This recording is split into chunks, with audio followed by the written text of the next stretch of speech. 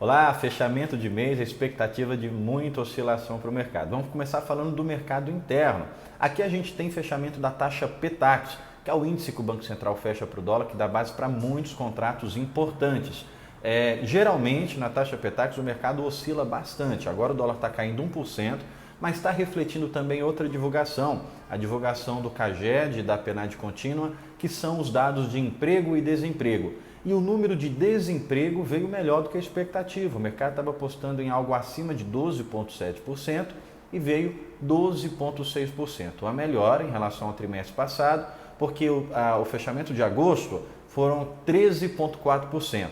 Ao todo, ainda são 13,5 milhões de desempregados, mas esse número teve uma melhora e o dólar despencou. O dólar caiu mais de 1% com a divulgação. Agora a gente está falando por volta das 9,50 e o dólar ainda cai nesse nível de 1%.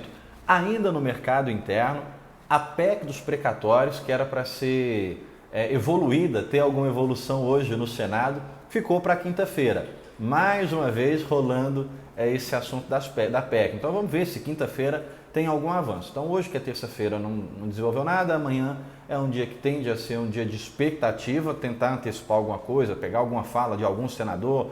Então é um mercado difícil de trabalhar porque fica muito na dúvida. E a dúvida é o pior sentimento que pode ter para o mercado. Então a PEC ficou para tramitar no Senado na quinta-feira. Ainda sobre o mercado interno, foi divulgado na segunda-feira, ontem, de que o biodiesel, a mistura de biodiesel no diesel, não vai ser aumentada, vai ser mantida.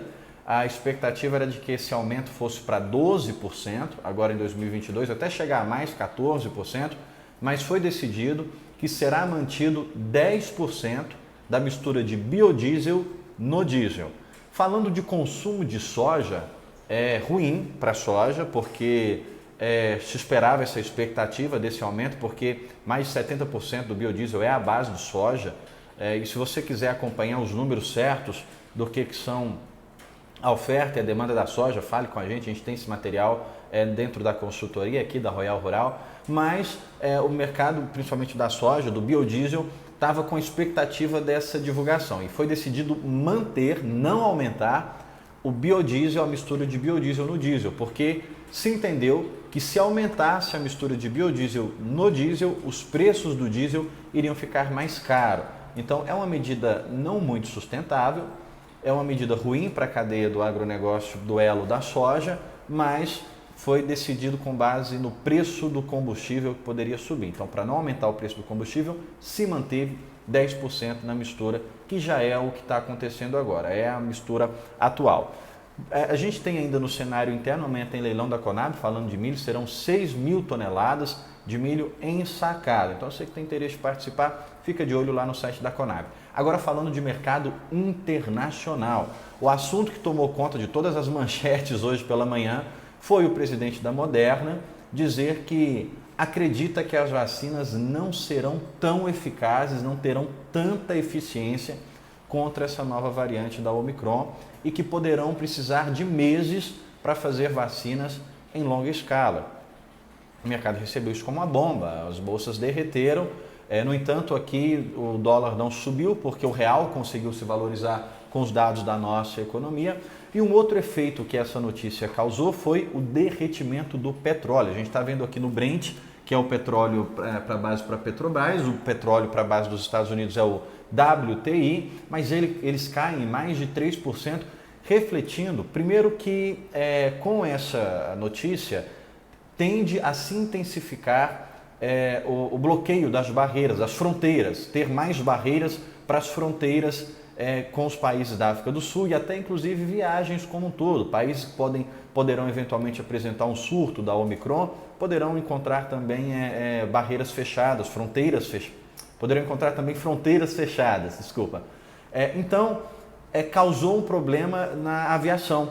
O setor de aviões, seja voos fretados para transporte de produtos, de objetos, para voos comerciais e voos de jato, tinha-se uma expectativa da demanda de petróleo de que eles saíssem de um consumo de 550 mil barris por dia para quase 6 milhões de barris por dia. com essa ameaça da Omicron, de que as fronteiras poderiam ser fechadas novamente, o consumo do petróleo sofre uma ameaça. Então o preço do petróleo cai.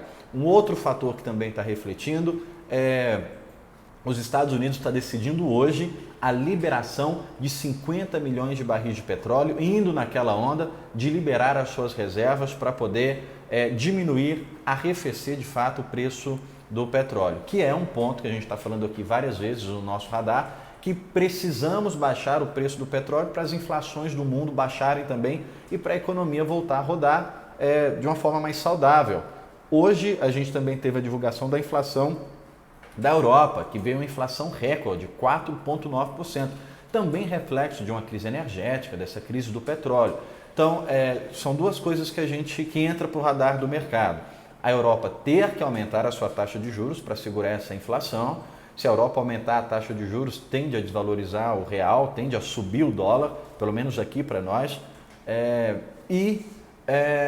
Essa questão do preço do petróleo. Temos que encontrar alguma solução para o preço do petróleo, porque a inflação do mundo todo está mais que dobrando. O problema que se levanta com isso com os Estados Unidos entrando nessa onda da liberação dos seus estoques, qual vai ser a resposta da OPEP e da Rússia? Eles já está se discutindo em não ter o aumento ordinário da produção de petróleo. E isso pode causar uma disputa terrível para a economia, porque pode estressar o preço do petróleo. Bom, nós falamos de tudo que estava no radar hoje. Havendo alguma atualização, a gente volta para te passar. Até mais!